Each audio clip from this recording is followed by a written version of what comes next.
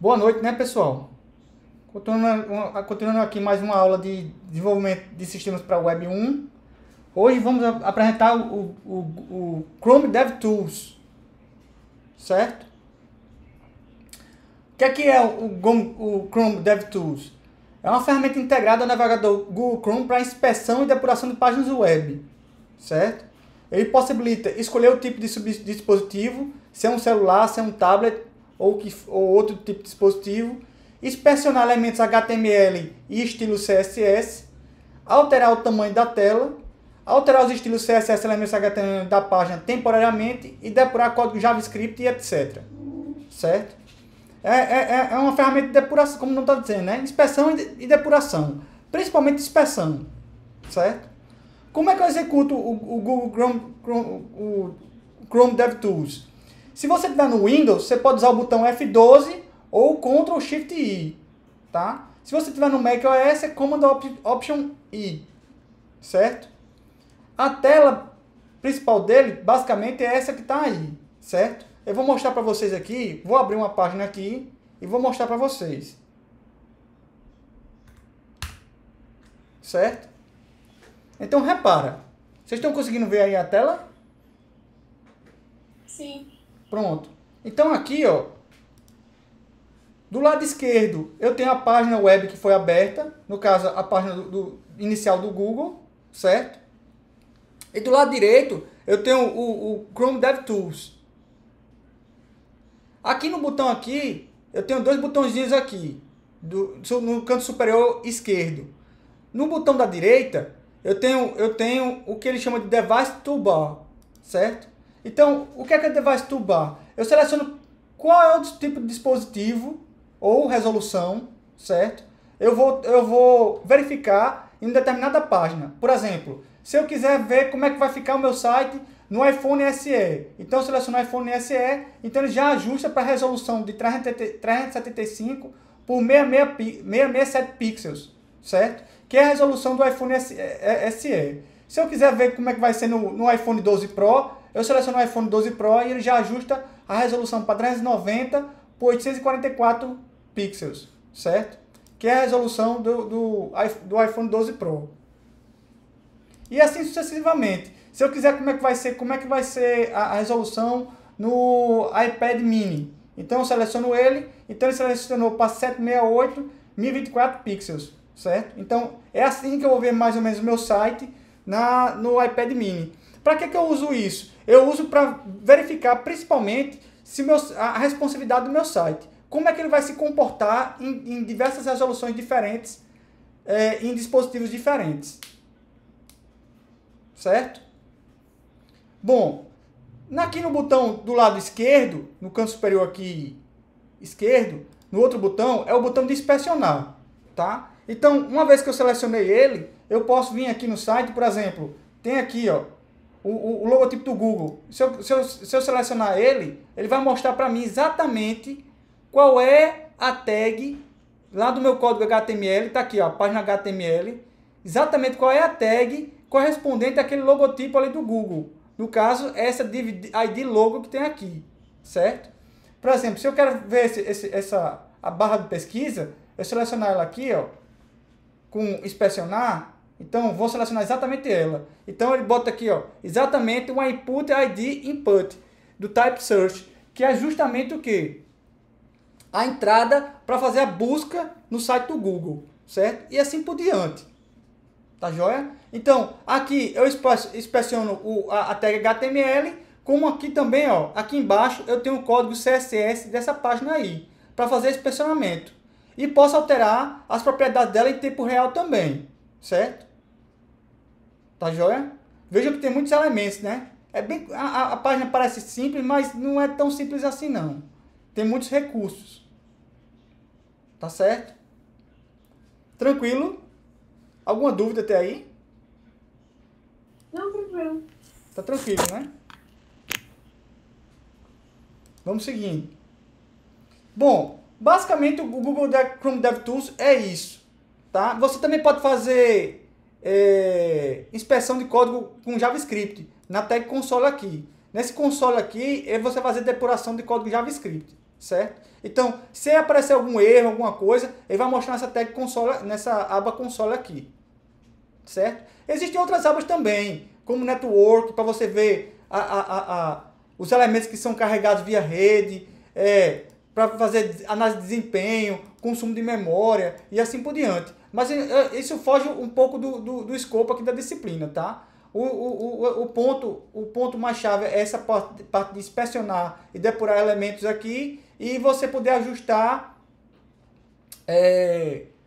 a resolução de acordo com a tela do seu dispositivo, certo? A gente vai entrar em mais detalhes em sites responsivos, aí você vai ver exatamente o que significa. Não é só fazer um site responsivo, não é apenas só ajustar a resolução, não é diminuir a resolução para uma tela quando a tela é menor. Ele também, invariavelmente, ele acaba mudando certos elementos do site também para poder se adequar melhor a certo tipo de resolução da tela, certo? Bom,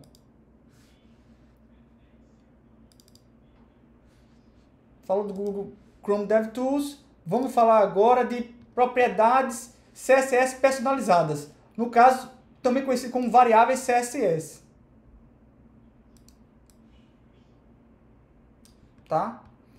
Bom, como eu falei, Opa, alguém quer falar alguma coisa? Outros navegadores têm soluções parecidas. Tem, Arthur. Tem outros. Agora, usam com outros nomes, certo? No Firefox tem, no Microsoft Edge, acho que se não me engano também tem. Como o Google Chrome é o browser mais utilizado, eu estou mostrando mais o do Google Chrome, tá? Mas fique à vontade para pesquisar como é que seria isso em outros navegadores, tá? Tranquilo?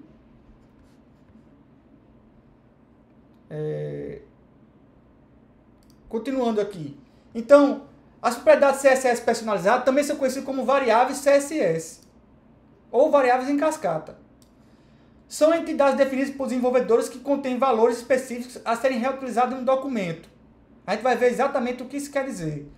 São utilizados quando se tem vários valores que se repetem ao longo do documento e que se desejam sejam alterados de uma única vez.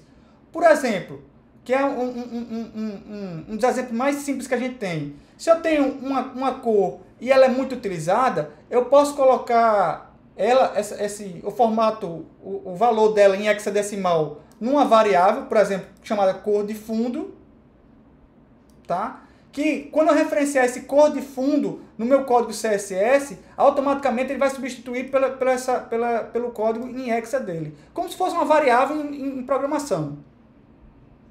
Tá joia?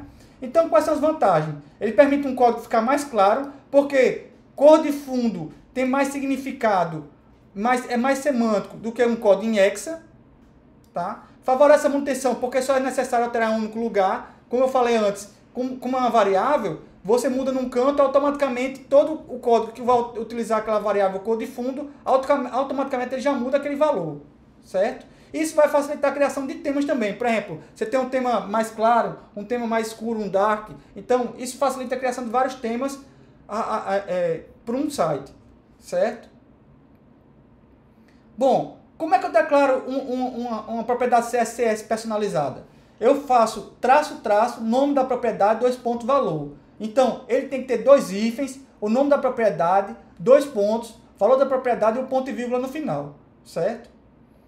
Bom, exemplo de declaração. Eu posso botar, por exemplo, 2 pontos, root, cor principal, traço, cor principal, tá? Então, eu estou botando aqui, jogo da velha FF000, significa que a cor principal é vermelha. Que a gente sabe que o formato é RGB, Red, Green, Blue. Não é isso? E como é que eu faço para ler o conteúdo dessa propriedade personalizada? Eu vou usar a função var, tá? Do CSS. Como é que eu faço o acesso? Eu uso var, traço, nome da propriedade. Certo? Exemplo, eu faço color igual 2 pontos var, traço, cor principal, certo? Ponto e vírgula. Então, dessa maneira, eu vou fazer o quê? Eu vou ler o conteúdo da variável cor principal que foi configurada lá no meu CSS, certo? Bom, Essas variáveis, como outras variáveis de programação, elas têm escopo. Então, o que é danado é um escopo? É o contexto delimitante aos quais os valores e expressões estão associados. Ele é utilizado para definir o grau de ocultação da informação, isto é, a visibilidade e acessibilidade de propriedades em diferentes partes do documento. E basicamente existem dois tipos de escopo, no caso aqui das variáveis do CSS. O escopo global e o escopo local. O escopo global declara-se dentro da pseudoclasse .root. Como a gente falou antes, existem do mesmo jeito que existem selecionadores, são classes que a gente pode usar para fazer nossos selecionadores, como por exemplo o asterisco, que seleciona todos os elementos, ou o seletor universal. Eu posso usar o .root para ser a classe de escopo global. Então, ele corresponde à raiz, que é o mesmo que HTML, mas possui uma especificidade maior. Certo? Então, eu posso declarar .root, traço cor primária, aqui red. Então, no H1, por exemplo, eu posso botar color var cor primária. Então, aqui em .root, eu estou fazendo o quê? Eu estou criando uma variável chamada cor primária, que essa variável tem o valor red, vermelho, certo? E ele foi declarado no escopo global, porque ele está declarado no .root. Então, lá na tag H1, no seletor H1, eu boto color, aí coloco a variável var cor primária, para que eu possa ler o conteúdo dessa variável e esse color aqui seja configurado para red, certo? Vermelho. Tudo bem até aí, gente? Dúvidas? Root seria tipo uma classe só para guardar as variáveis, ou seria um elemento do DOM? Boa pergunta, viu, Atos? Ele não é só para guardar variáveis, não. Ele seta configurações também, além de guardar variáveis com escopo global. Certo? Você pode modificar coisas no root também. Como margem, como padding, você pode configurar nele também. No caso, poderia ter outro nome? Não, tem que ser .root mesmo. O padrão é ser root, .root. Certo? Mais alguma dúvida, gente? Não? Perfeito.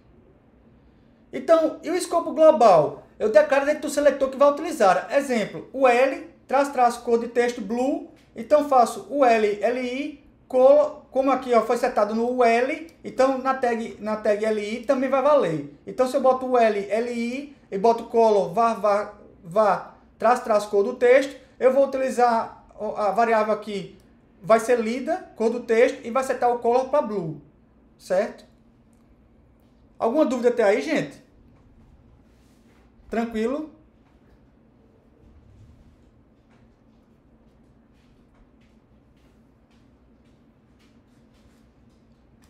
Então por hoje só, viu, pessoal? Hoje foi a aula foi mais rapidinha. Foi basicamente esses dois assuntos aí. Já? Já. Porque senão acaba o conteúdo em 2 aulas. Tranquilo? Agora, cabe a vocês poder treinar isso aí, certo? Por exemplo, amor, não foi isso, Edmar? Arthur disse que não deu nem tempo de começar a janta.